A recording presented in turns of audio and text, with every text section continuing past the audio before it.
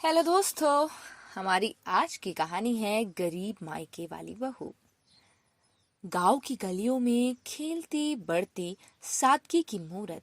मीरा को बचपन से ही यही सिखाया गया था कि बेटी चाहे कितनी भी गरीब घर से हो, अपने संस्कारों से सबका दिल जीत सकती है।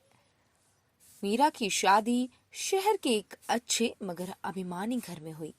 ससुराल आते ही उसे महसूस हो गया था कि यहाँ की हवा में भी पैसे की घमंड बसी है।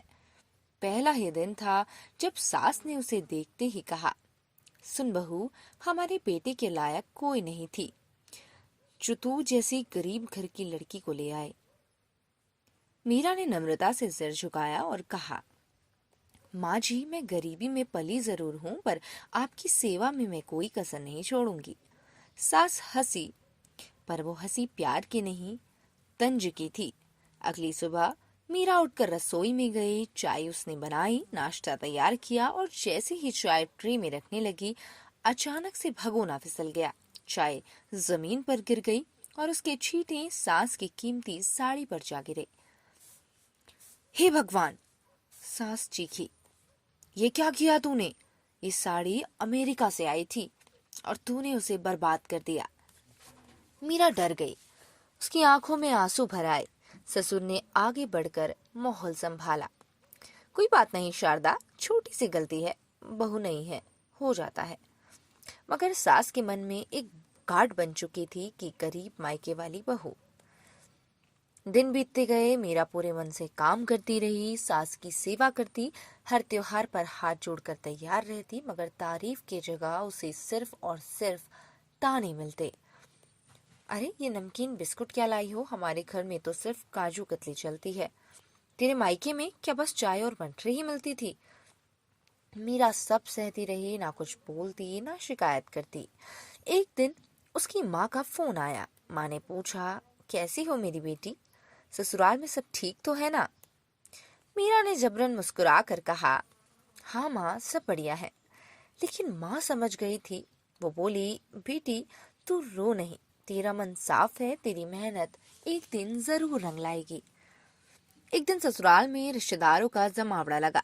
सास ने मीरा से कहा, देख बहू, आज सब बड़े लोग आ रहे हैं, कुछ भी गड़बड़ मत करना वरना।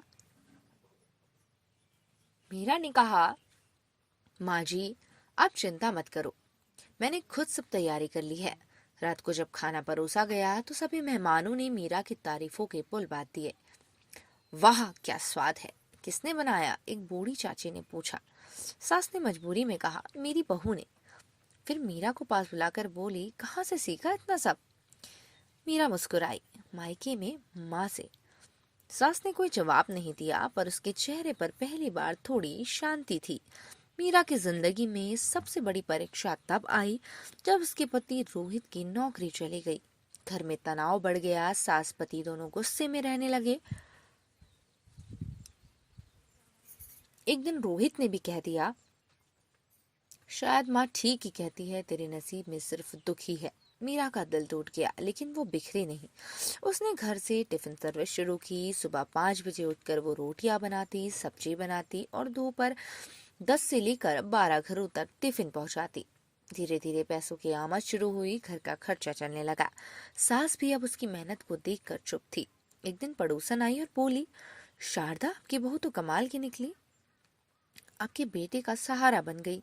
सास ने धीरे से कहा, हाँ, गरीब घर की है, पर उस घर की मिट्टी में कुछ खास है। एक दिन सास ने मीरा से कहा, बहू, आज मेरी तबीयत कुछ ठीक नहीं है, चाय बना दोगी क्या?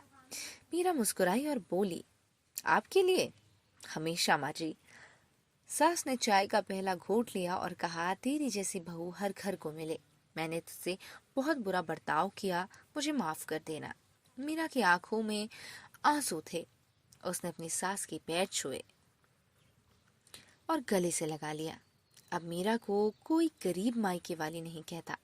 अब वो घर की इज्जत, ताकत और सबसे बढ़कर उनका एक सहारा थी। तो दोस्तों, ये थी हमारी आज की कहानी, और अगर आपको ये कहानी पसंद आई हो तो हमारे इस चैनल को सब्सक्राइब करना ना भूलें। धन्यवाद।